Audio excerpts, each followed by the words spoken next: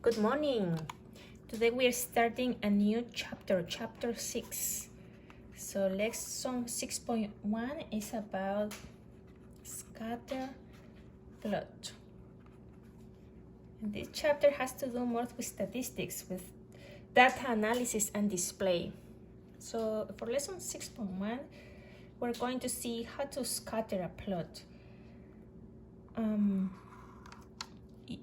You will be able to see different kinds of plots. And plots are simply how 2 points are graphed in the coordinate plane. So for instance, you could have, remember that each point is a pair that has one value for x and one value for y. This is my x, this is my y, this is my 0. When you graph the points, a pair of points, and you find something like this, each point is a pair that has one value for x, one for y, it means that this data is most likely all the points are around a line, right? There is a line here and they are close to the line. It means, and if you notice, if it had a slope, this line has a slope, will be a positive slope, right? So we say that these points have a positive linear relationship.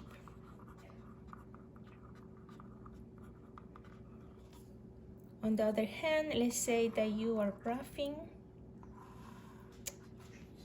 points, and when you plot the pair of numbers, you find something like this. So this also, the points are around a line, but they are going in the opposite direction. It means that the slope is negative. So we say that these plots, these points have it's a negative linear, and the word linear means from the line, they're around a line relationship.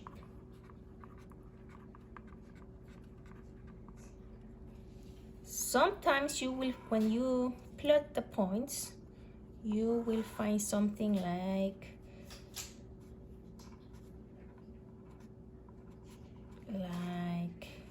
this. Is this linear? Does this look like linear? It doesn't to me. It looks more like a curve. Is that y, my x?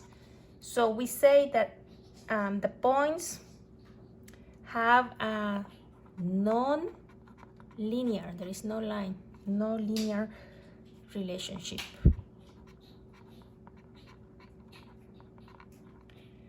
And you can also find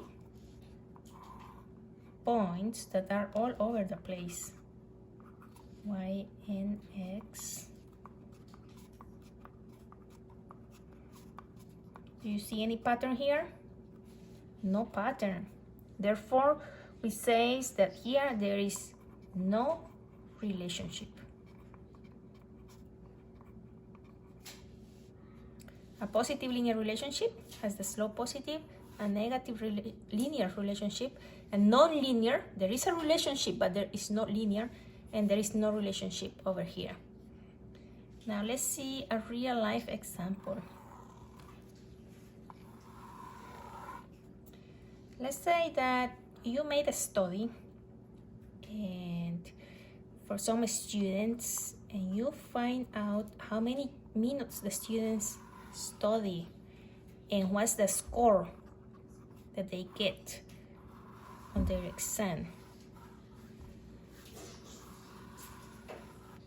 So let's say that when you study 30 minutes, you get a score of 80. When you study 20 minutes, you get a score of 74. When you study 80 minutes, you get a score of 95. When you study 90 minutes, you get a score of 97. When you study 45 minutes, you get a score of 85. When you study 10 minutes, you get a 62, very low. And let's say that when you study 30 minutes, you get a score of 83. So this is my study in minutes, and this is my scoring percentage, right, over 100%. What I'm going to do with this data is that I'm going to say that the study is X and this is Y. It really doesn't matter, but for this example I will use that.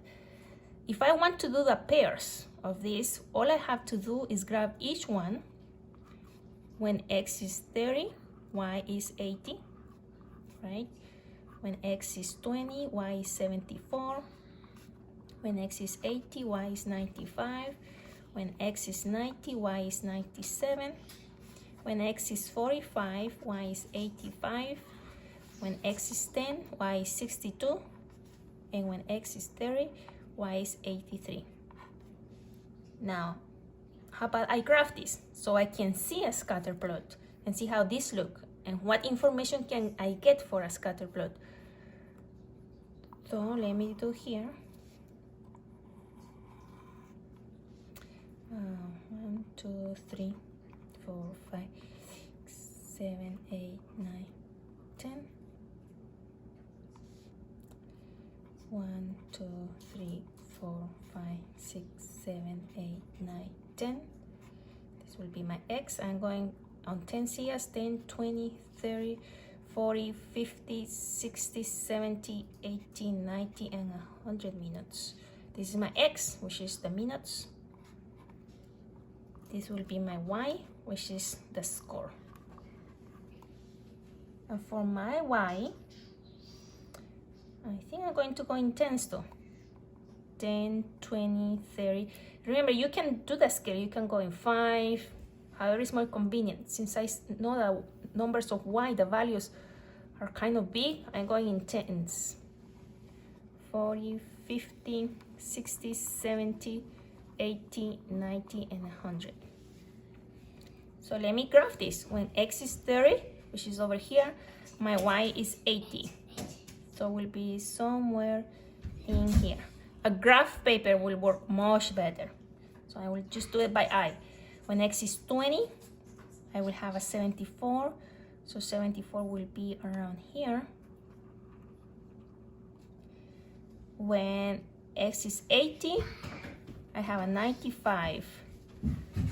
So 95 will be somewhere in here, I believe.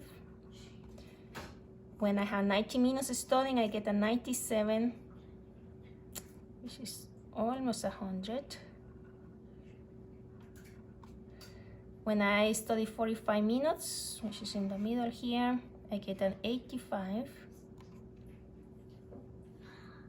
So 85 will be somewhere in here. And when I study 10 minutes, I get the lowest score, 62, somewhere in here. And when I study 30 minutes, I get an 83. 30 somewhere here, 83, kind of here. Okay, now that I have plugged the points,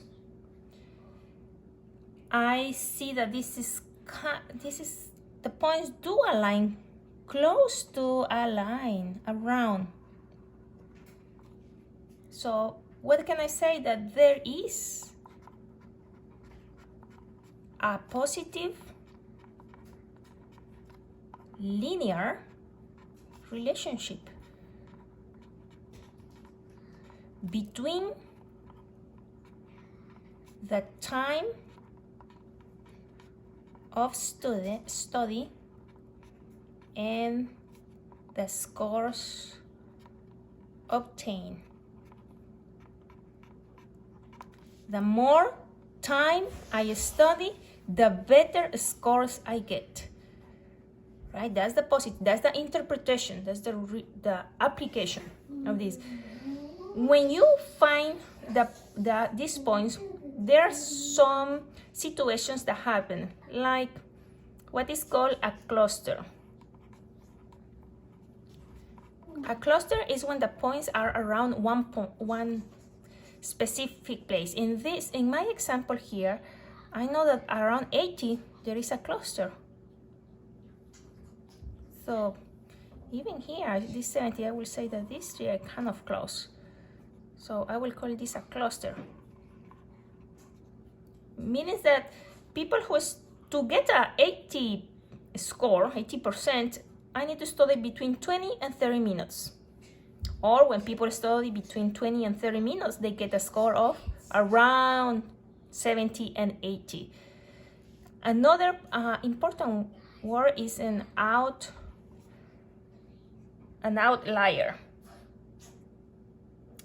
I don't want to make a mistake on how to spell outlier. Let me see.